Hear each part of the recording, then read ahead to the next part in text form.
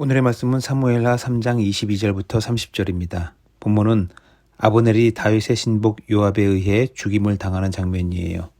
오늘은 하나님의 평가를 염두하는 삶에 대하여 함께 나누도록 하겠습니다. 자녀들 세대와 상담을 나눠보면은 아버지를 존경하는 자녀들을 만납니다.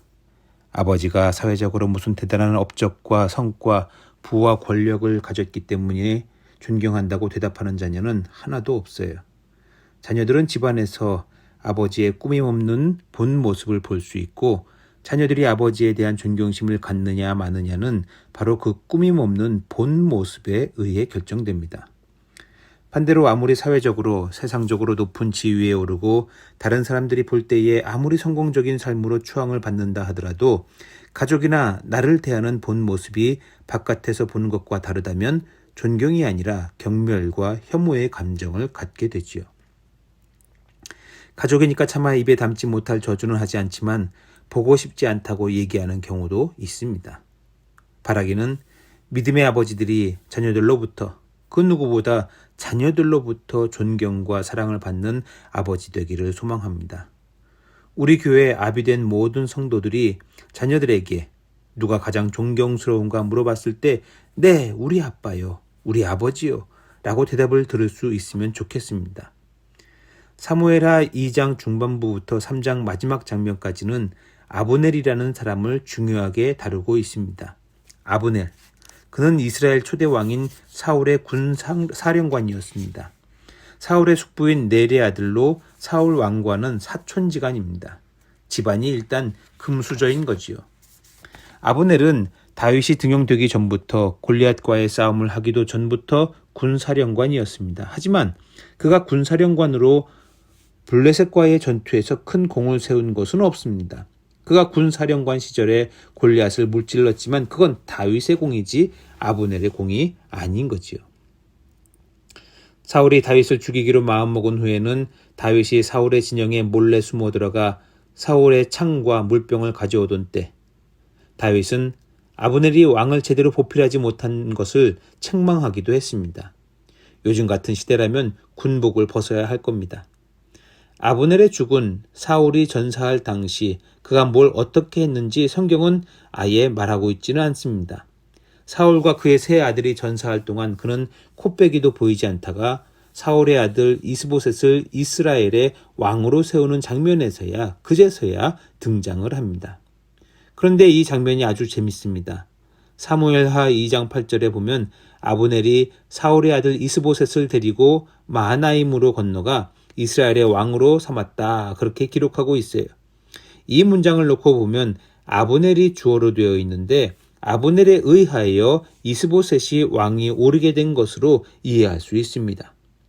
이런 점들로 보면 아브넬은 이스라엘의 군권을 가지고 있고 거기에 오촌 조카인 이스보셋을 즉위시킬 정도로 권력의 실세가 되었습니다.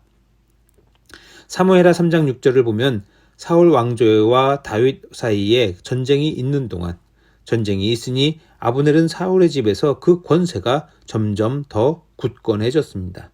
그러니 이스보셋은 자기가 왕이면서도 아브넬이 두려워서 감히 한마디 못할 지경이었어요. 왕은 아니지만 왕보다 더 막강한 실력자였던 거지요. 비선 실세가 아니라 대놓고 실세였던 겁니다. 그가 얼마나 대단한 실세였는지 아브넬이 선왕이었던 사울의 첩 리스바와 통간한 것을 이스보셋이 책망하자 이를 분하게 여기며 왕에게 내가 유다의 개머리냐 하며 차마 입에 담지 못할 말들을 내뱉기도 합니다. 그러면서 다윗에게 전령을 보내 뒷거래를 하려고 하지요. 다윗을 유대뿐 아니라 온 이스라엘을 포함한 왕으로 추대하겠다는 것입니다. 어찌 보면 그는 대단한 사람임에 틀림이 없습니다.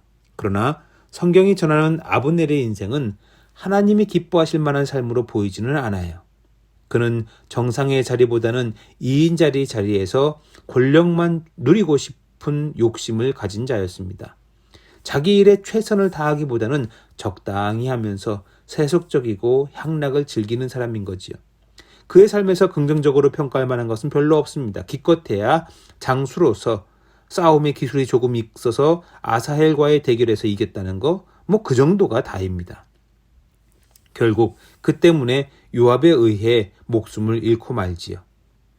성경에 전혀 등장하지 않는 내용인데 만약에 아브넬의 자식이 그 압이 된 아브넬의 삶을 평한다면 과연 어떨까요?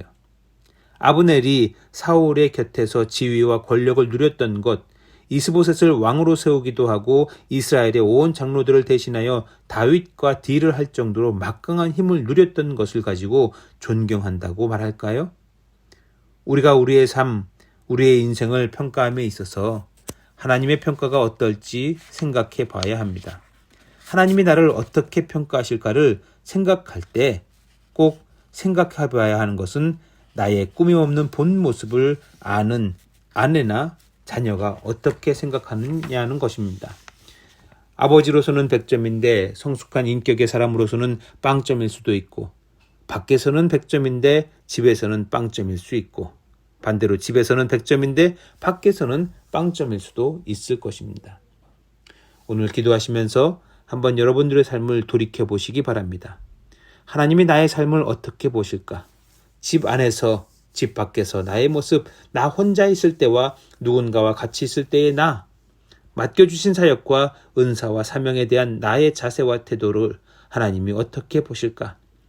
나의 모습 속에서 하나님과 가족과 자녀 앞에서 부끄러운 것들이 있다면 회개하고 삶을 고쳐나갈 수 있는 성숙한 신앙인이 되시기를 축원합니다.